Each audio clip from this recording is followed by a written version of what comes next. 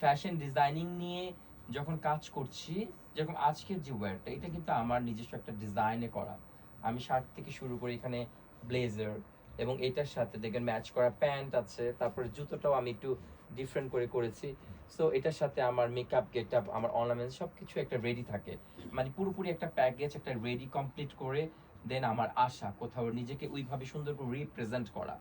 So আমি বরাবরের মতোই একটু রুচিশীল এবং সুন্দরভাবে আসতে পছন্দ করি।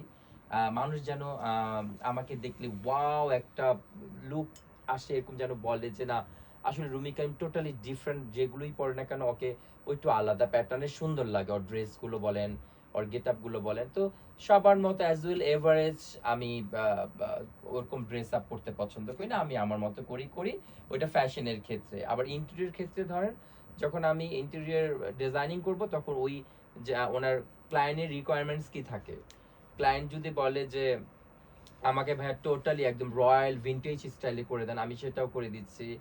আমি একটু রয়্যাল ভিন্টেজটা খুব পছন্দ করি বেসিক্যালি। তারপর অনেকে বলে কন্টেম্পোরারি, একেবারে মডার্ন ভাইবসের উপর কোনো বাসাকে ইন্টেরিয়র করে দেওয়া, সেটাও করে দিচ্ছি। সো ওই সময় যখন আমি ইন্টেরিয়র করি, তখন ইন্টেরিয়র মধ্যে আমি ডুবে যাই, তখন অ্যাজ আ আমি ইন্টেরিয়র ডিজাইনার। আবার যখন ফ্যাশন ডিজাইনিং করি, তখন আমি অ্যাজ আ ফ্যাশন ডিজাইনার।